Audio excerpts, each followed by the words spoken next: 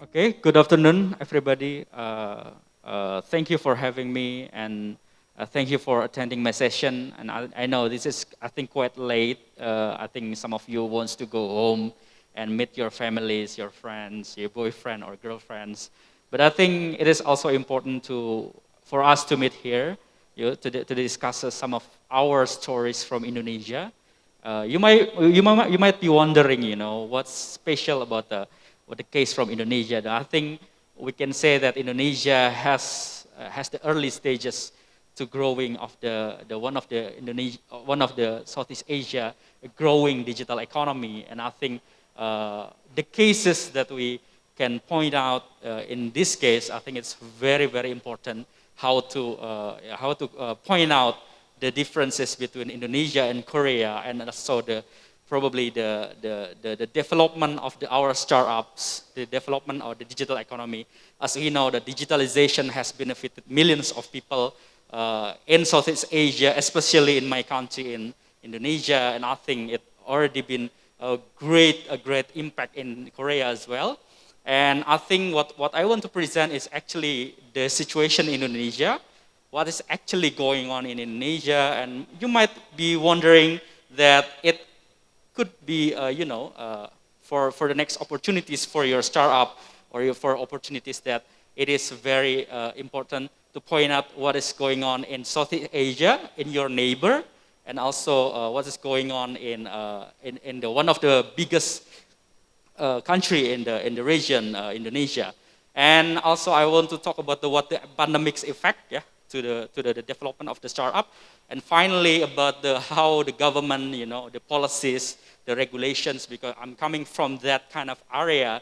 Because if you are the investor, you want to expand your business to Southeast Asia, especially to Indonesia, and I'm pretty sure that you want to know, how to handle that kind of stuff, the government stuff. The next slide, please. Sorry, I actually get my clicker here. Okay, so this is about my organization. I think so we as an association, we have members 261. We established in 2012.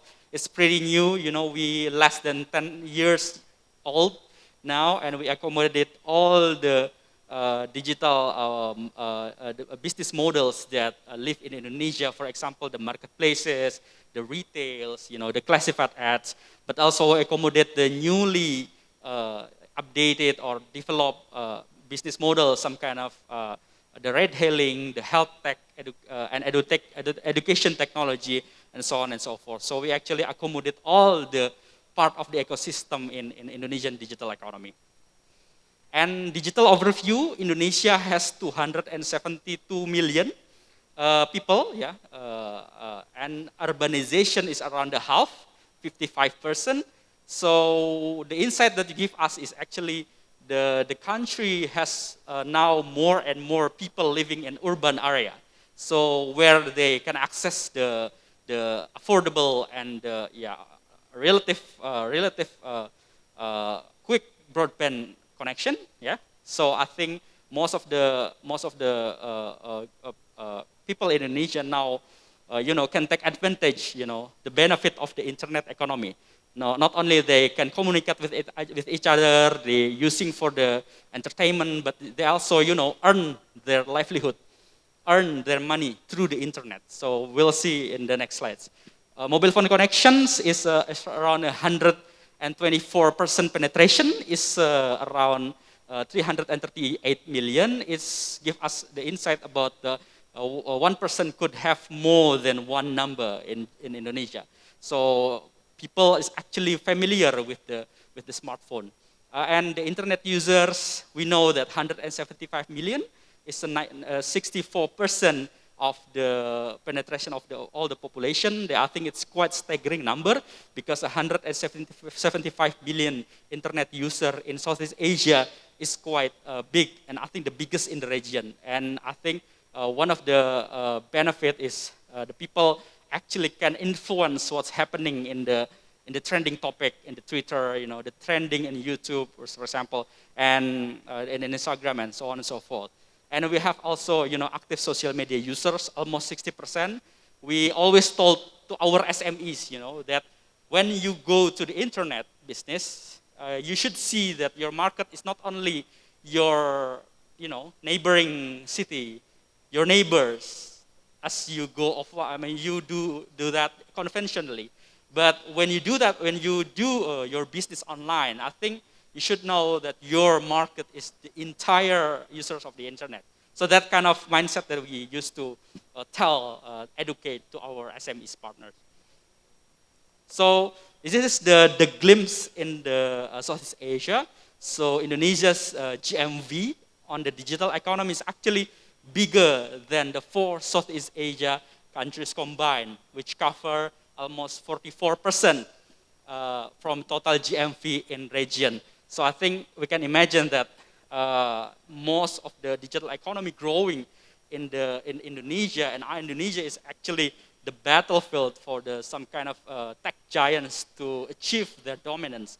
And as we know here, the total population of Southeast Asia is 183 million, and Indonesia has 272 million. So Indonesia, for example, this is the Google Temasek report said that Indonesia in 2035 will grow around 23%, or from 44 billion US dollar to 134 US dollar. So I think it is quite potential, and I think all parties in Asia, for example, I think should benefit and should see that potential so that we can collaborate more and grow more. So how can we measure, the actual number of the Indonesia's digital economy? So I think it is very interesting. So if you guys in the, in the area of expertise in the economics, I think we should talk more about how can the digital economy is measured, because I think there are a lot of measurement that people use that I think that could lead to another number. So I think we have a lot of numbers, but if we refer to the Indonesian government, the central bank is actually they have a real-time e-commerce transaction is around 253 trillion rupiah. Or sorry, I forgot to to convert to US dollar. It's about 17 billion US dollar in 2020, and it will grow 30% every year, because the central bank said that it has a year-on-year growth 36%. So next year, I mean the following year, it means this year, the central bank estimated to increase by 33% into 337 trillion Indonesian rupiah, or 51 billion US dollars. So I think it will have so much potential to be, for the growth, and I think it is very important that we can collaborate not only, in the Southeast Asian player, but I think the Asian players. And estimated value of Indonesia digital economy, as I said, is 124 billion US dollar. So I think it grew even more in 2025. And we have currently has 5 unicorns. Recently, they merged their business to Tokopedia, and Gojek is one of the darling in our digital economy, and they decided to merge their business to grow even more. So I think Tokopedia is a marketplace, Gojek is a ride-hailing and super app, Traveloka is a traveling super app, Bukalapak is an e-commerce and marketplace, Ovo is a payment application. Next slide. Sorry. So the second measurement that we use is actually coming from the Harbolnas. Harbolnas is actually the national day of, the National Online Sale Day. It's actually coming every year at 12 December. So actually, we got inspired by the Black Friday in the United States. And I think it is very interesting that we also measure how much is the transaction during the day. Yeah. So in 2018, when we took over from the organizers, the Harbolnas, transactions around 7 trillion. It's around maybe I don't know, 1 or 2 billion US dollar. Yeah, so it grew, 70%. Yeah, until 2020, and then it is very interesting to see that the impact of pandemic is actually nothing to see in the national online sale day, because so we predict. I mean, we actually predicted that it can probably stagnant or maybe decrease, but apparently, the audience or Indonesian customer consumer is actually more stronger than we thought. The pandemic is actually not affecting that much, but we will see in the next slides. So actually, they grew 28% from 2018, and as this is interesting that the local products is actually dominating some of the transaction. So this is the glimpse of our centaurs of startups. So soon to be our unicorn. As we see that the funding transaction based on the business is actually dominated by fintech companies. So fintech companies, software as a startup, e-commerce, education technology, and new retail are still dominant sectors in the digital fundings in 2020. But there are actually the models that grow in Indonesia, and as we see, for example, the next big five is logistic, yeah, the marketplaces, online media, the OTA, online travel agents, ride-hailing, and so on and so forth.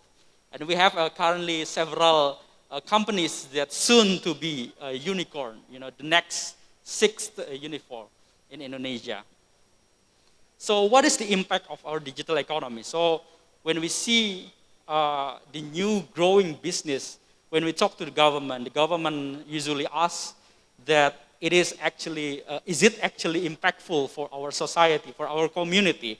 So based on the several study that we measure, is at least 30% of the online e-commerce spending is the new consumption. This is very interesting because some people said that, especially in our country, that the online transaction is only, the shifting from the offline transaction. But it's not actually, or it's not entirely true because, as we see that the online e-commerce, eliminate the asymmetrical information that the people that want to sell their product, they don't know where to sell, yeah, or the consumer they want to buy something but they don't know where to buy. So where the e-commerce comes and facilitate their needs and their transaction. So there is actually 30% of new consumption, and also it supports 26 million jobs, yeah, primarily in the SMEs. So when we talk about the SMEs, actually the backbone of our digital economy. For example, the sellers in the marketplace, the online marketplace, the online e-commerce, it's actually coming from the SMEs. When they sell their product, they produce their product, and it actually earn their living, because sometimes in Indonesia, it is very difficult to start a business, yeah. It is very difficult to start, for example, produce their own products. So we actually accelerate their ability to start a new business. So there's actually the new study last year, published by one of the e-commerce company, that in one platform, 7 out of 10 sellers experience increase in sales volume with median of 133%.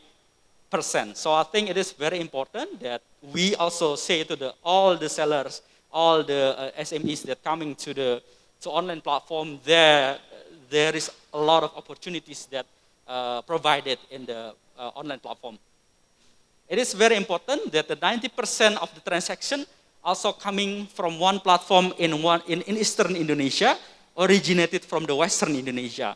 So actually connecting our archipelago, because Indonesia is coming from 17,000 of islands in one country, and sometimes we actually separated by the oceans, separated by the quite distance of the in Indonesia. So I think it is very important that the online platform is actually connecting, the connectivity in our country.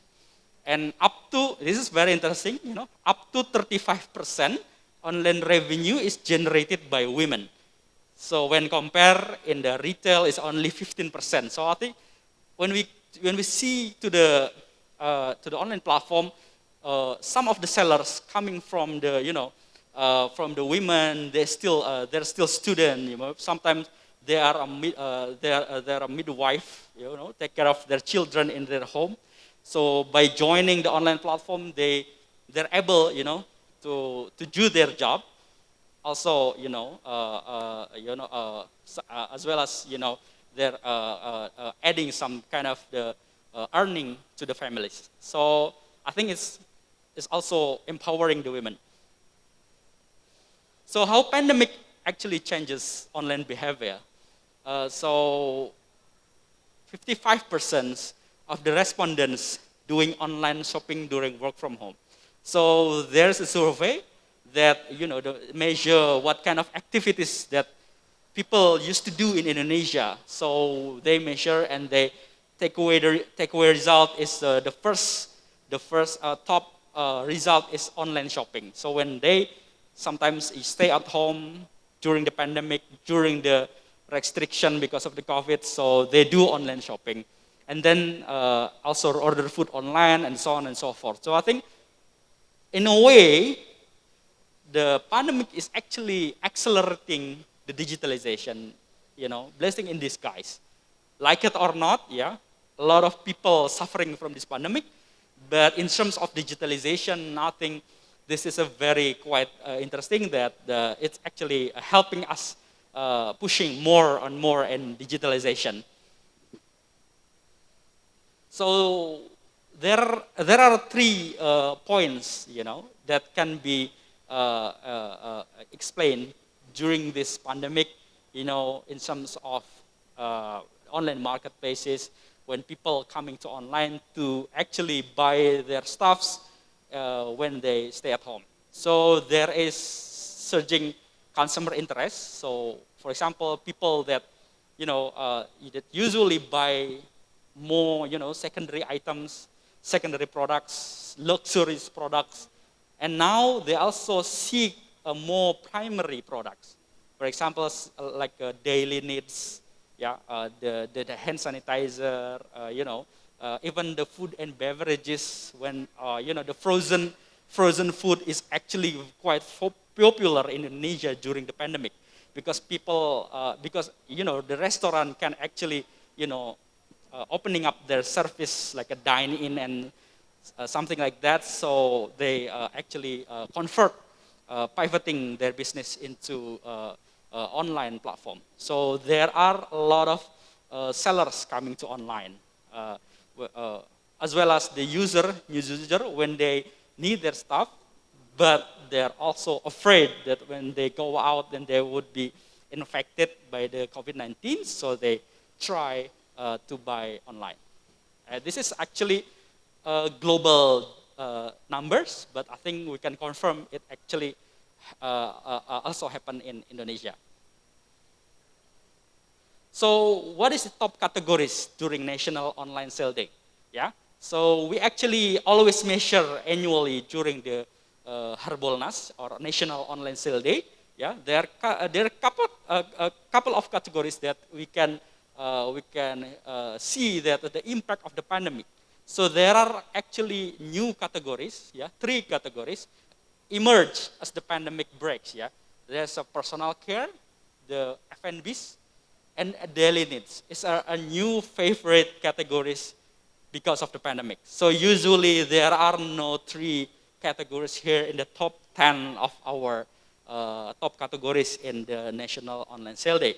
Yeah, but as we know that we measure it in the December of 2020, that we found that the fashion and sport clothes is still in the top of category, because we predict that they might decrease, but they're actually coming back, to the top categories, and there's some kind of thought that we actually the effect of pandemic can or have returned to the before pandemic era, but we still see that coming because Indonesia we actually now experiencing the second outbreak, second wave of COVID-19 outbreak, but we still see the impact of that pandemic. But this is the impact when we measure it in December 2020.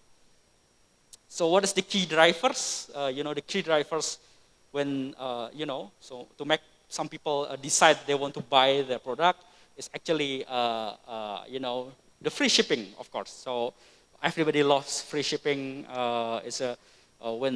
Especially for some people that live in the remote areas, for example, they, the logistic or the shipping cost is quite expensive, so they really need some kind of incentive, subsidy, or like the free shipping voucher. So the discount, voucher, cashback is actually the key driver. This is the maximum willingness to pay. 24,000 is actually around less than $2. Yeah. So $1 is actually 13,000 rupiah.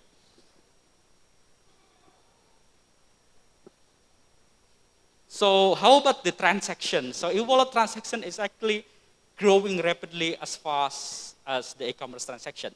So during the Harbolnas, we also identified that e-wallet was primarily a payment method, while ATM transfer and mobile banking was declining. So as we know, in Indonesia, we have a very low penetration of credit card. We have only probably like 4% of people using credit card. And the banking system is actually not that high. Yeah, so banking penetration is also only 64%. So I think it's not really that high. Yeah, so it is very surprising that the e-wallet is the first top category in the transaction, payment transaction. E-wallet and then virtual account, cash on delivery. Some platforms actually introducing the cash on delivery method because they thought that some area in Indonesia is actually not getting, the access through the payment and banking system. So they introduced the cash on delivery system to access those people. So what is the challenges? The challenges is Indonesia's digitalization is quite low. Yeah, Indonesia, the data in Indonesia, the SMEs is around the 64 million. So from 270 million is actually, there is a number of the SMEs that growing into online. So it's still very, very low because as we measure it, that there is some kind of data that say that the onboarding or the conversion rate of the SMEs into online is still around 20%. So it's very, very low. And our challenges is how to make sure that all the private entities, all the SMEs especially, coming onboarded to online or convert their business digitally. So I think there's some kind of strategy when they onboard their business to online. I think encouraging to shift their product registered in the online platform, online marketplaces, and pushing for SMEs, to also to get some kind of training, because it is important not only they onboard their business to the digital platform, but also how they learn so all the available skills to earn or to make us active selling or increase transaction. So we conduct the training. We cooperate with the government. We actually have a monthly event that invite all the SMEs to coming to our training. We tell them about the digital marketing, how to market their product digitally, how to make the advertising through the Facebook ads, Instagram ads, Google ads, so on and so forth. Yeah. So I think that's our challenges, because the SMEs right now is covering probably 90% of all workforces in Indonesia. So a lot of laborers coming to the SMEs, because formal sector is quite slow. So after we make sure that the SMEs have their active selling and they have to increase the transaction, I think we need to scale up their businesses, facilitating MSMEs, to business matching, how to expand their product, facilitating, the capital or to expand their business with some banking association and so forth, so forth. And also going export, but we are very low on export. So this is our program. Yeah, we just introduced last year. We cooperated with coordinating Ministry of Investment. So we actually campaigning to small, micro, and medium enterprises to take benefit from the online platform. Yeah, to onboard digitally to e-commerce platform. We make it sure that their product will be popular in the platform. So not only that, we are also providing access to online and offline training, yeah, on how to scale up their businesses, or to access the micro loan, from banks. We also helping 14 ministries and agencies within the national government to achieve 2 million onboarded MSMEs until the end of 2020. And surprisingly, we are not only achieving 2 million, but we achieving 3.5 million. It's because the impact of pandemic, people really suffering from the offline trade, so they move to online. So this is very interesting because some of the activities is actually helping the government, because government has a lot of resources, but sometimes they don't know what to do. So we actually tell them that we actually go and collaborate with them and helping them how to really making the good program for the MSMEs. So what is the regulatory landscape? So as we know, probably some of you are aware that in some countries, digital business or digital platform are actually coming from the the informal sector. So coming from the business that are not really heavily regulated, because when you come to government offices to introduce your startup, most probably 90% you will be rejected, because it's not really familiar with their mind that the business like our startup is introduced. So we actually advising the government how to make a good policy, conducive policy to the startup or the SMEs. Because when you talk about the digital business, I think it is very important that you have a conducive and supporting policies, throughout the system. Because if not, I think it will becoming burden or even restriction for them to grow. The first is, of course, the taxation is very, very complicated, because the government want to boost their income. They want to boost their income through the taxing the business, of course, and the digital business. Even we have some kind of very good growth throughout the year, but the government wants to make sure that the digital is also part of their source of income for the government. So I think it is very complicated. So we actually talk to them, advise them how to make sure that you are not too early, to push or to impose that tax policy, so that it can't really harm the business. And the second is promoting touch regulation, on e-commerce licensure, because the government, the first time they know that there's the new model or the new kind of policy is, they will impose the licensure, of course. They want all to be registered in their data.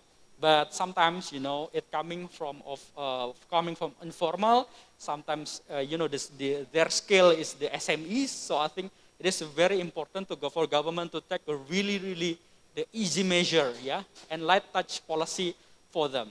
And of course, yeah, when we talk about the digital business, I think it related heavily with the data governance.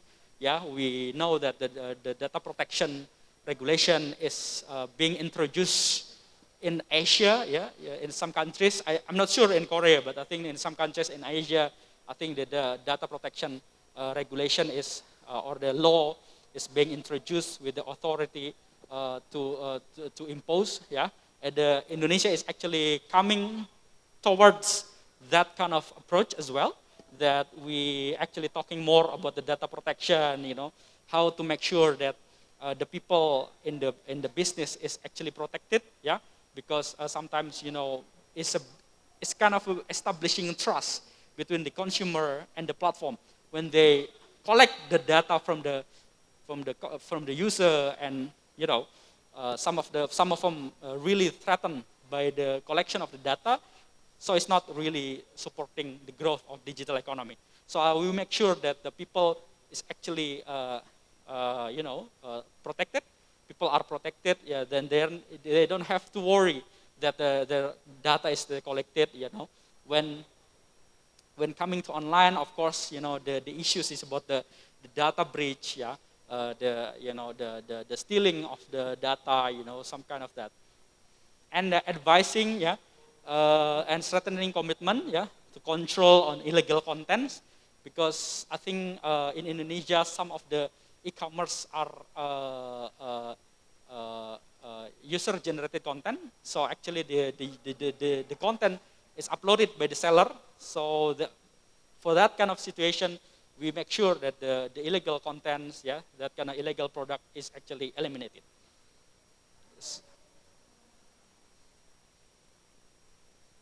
Yeah, okay. So this is actually,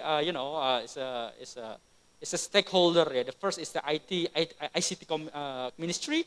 Yeah. So the e-commerce actually defined as an electronic transaction and provider of electronic system. So they should be registered in ICT ministry. So as well as they also define as an electronic trade. So they should be registered in the Ministry of Trade. So for that kind of situation is really, sometimes making a burden to the new startup. So that kind of situation. But if you're interested to coming to Indonesia, you should be aware that this kind of situation exists. Each business model is also should follow their sectoral regulation. Sorry. So this is my last slide. I think it's going too long, and I think we need to discuss, for our next session. So going forward, I think there are 4 points that I want to point out. That the first is, this is the era of more consolidation and more collaboration, because to be successful in the medium growth of country like Indonesia, I think some platforms are going more and more to be consolidated. And last month, I think we are aware that the 2 unicorns have merged their business to consolidate their business, yeah, to catch one of the leading sector in the regions like Shopee, Grab, yeah. So the Gojek and Tokopedia have merged to their business to catch their competition. And also soon to be, yeah, there are a couple of unicorn to be listed in the stocks market. I think in the domestic as well as in the SPAC listing in the US. I think they will go that way. So I think they will have take another ladder, yeah, to take their to raise their funding. So I think it is another level, yeah. I think when they come to the stock listing, I think there are a lot of people to be convinced, and their companies should be more and more mature. And I think we'll see what's going on in the next few months.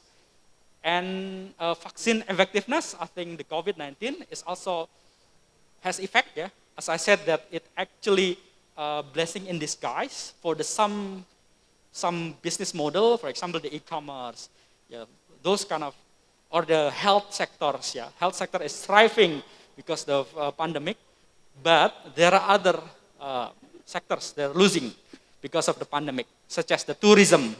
Tourism sector is really hurt because of the pandemic. Yeah, so we'll see about the vaccine effectiveness. Indonesia is still low. I think Indonesia is just, I don't know, it's still a very low percent. I think just today is about 30 million people being getting vaccine, so it's very low, and from 200 million, but the government pushing for more and more vaccine. And the last is government support. Yeah, the government is more and more aware that they should support the digital economy as the next generation of the new business. So the government is really preparing their strategy to support the digital economy. For example, they're preparing stimulus, yeah, the stimulus for the businesses. You know, they make sure that the ease of the doing digital business is well preserved, and also, you know, there are a lot opportunities to get, you know, to get the collaboration between the public-private partnership.